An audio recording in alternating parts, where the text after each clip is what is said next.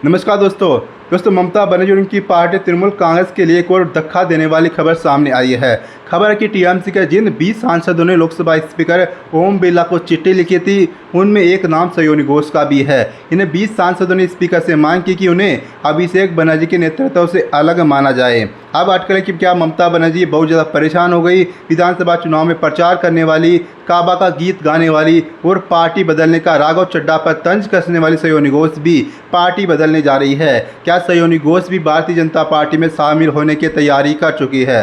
पश्चिम बंगाल विधानसभा चुनाव में भाजपा की जीत हुई, टीएमसी की हार हुई, ममता बनर्जी का निजाम चला गया। नतीजा यह हुआ कि अब पार्टी में उनकी हनक भी जाती दिख रही है। पहले पार्टी के विधायकों ने बगावत की। ममता बनर्जी और उनके भतीजे अभिषेक बनर्जी की मर्जी के खिलाफ जाकर विधानसभा में ऋतुव्रत बनर्जी को नेता प्रतिपक्ष से चुन लिया गया।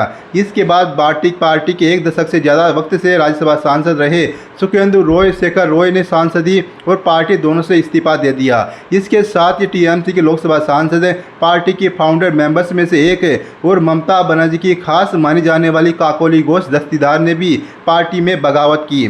सूत्रों से हवाले से खबर यह आई कि काकोली घोष के नेतृत्व में टीएमसी के 20 लोकसभा सांसदों ने लोकसभा स्पीकर को चिट्ठी लिख दी। अर्जी लगाई कि संसद में उनके बैठने का इंतजाम टीएमसी सांसदों से अलग किया जाए। लोकसभा में टीएमसी के कुल 28 सांसद है। झटके पर झटका देने वाली खबर यह है कि सूत्रों का दावा है कि 20 बागी सांसदों में सयोनी घोष का नाम भी है। सयोनी घोष जादवपुर लोकसभा सीट से टीएमसी के सांसद है। बंगाली फिल्म इंडस्ट्री की मशहूर अभिनेत्री भी है।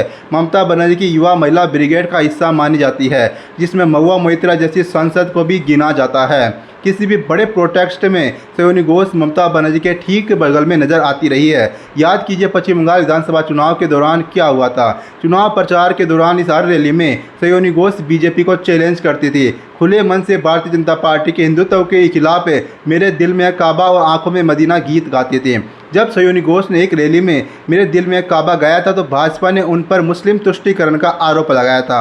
हालांकि बाद में सयोनी घोष ने इस बात को लेकर सफाई भी दी। जब राज्यसभा सांसद राघव चड्ढा आम आदमी पार्टी छोड़कर भाजपा में शामिल हुए थे, तब सयोनी घोष ने उन पर तंज कसा और कहा था कि मैं कोई चड्ढा नहीं हूँ जो चड्डी बन जाऊँ। साथ ही सयोनी घोष हमेशा घोष ही रहेगी।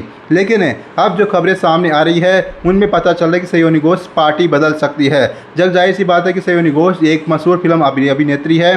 फिल्मों के बाद सयोनी घोष ने राजनीति की ओर रुख किया और 24 फरवरी 2021 को वह आधिकारिक तौर पर तृणमूल कांग्रेस में शामिल हुई।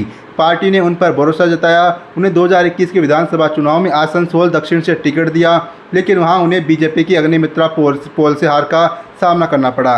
इस हार के बावजूद ममता बनर्जी ने उनका साथ नहीं छोड़ा और उन्हें जून 2021 में टीएमसी की युवा इकाई का अध्यक्ष बना दिया। साल 2024 में लोकसभा चुनाव में सयोनी घोष ने शानदार वापसी की और जादवपुर जैसी हाई प्रोफाइल सीट से 2.5 लाख से ज़्यादा वोटों के अंतर से बड़ी जीत हासिल की और संसद पहुंची। अगर सयोनी घोष राजनीति में आई है तो विवादों से नाता भी हो गई है। 29 अप्रैल 2026 को द संडे गार्नियर में छुपी सुमित कुमार की रिपोर्ट के मुताबिक साल 2021 में चुनाव से ठीक पहले उनका एक पुराना ट्वीट वायरल हो गया, जिसमें शिवलिंग को एक आपत्तिजनक स्थिति में दिखाया गया और इस पर काफ़ी ज़्यादा बवाल मचा था और उन पर धार्मिक भावनाओं को आहत करने का आरोप लगा। हालांकि उन्होंने सफाई दी कि उनका अकाउंट हैक हो गया था। इसके बाद त्रिपुरा में प्रचार के दौरान उन पर बीजेपी समर्थकों की भीड़ पर गाड़ी चढ़ाने की कोशिश का आरोप भी लगा और उन्हें गिरफ्तार भी किया गया था। इतना ही नहीं, पश्चिम बंगाल के चर्चित शिक्षक भर्ती घोटाले में भी ईडी ने उनसे पूछताछ की थी। अब ऐसा लगता है कि साल 2026 में सयोनी घोष का पॉलिटिकल करियर एक नया मोड़ लेने वाला है। लेकिन फिलहाल यह खबरें सूत्र के हवाले से लिखी गई बताई गई है। सयोनी घोष को लेकर के आपको क्या कहना है, कमेंट में हमें लिख करके जरूर बताइएगा। वीडियो को लाइक कीजिएगा, चैनल को सब्सक्राइब करना मत भूलिएगा। शुक्रिया, धन्यवाद।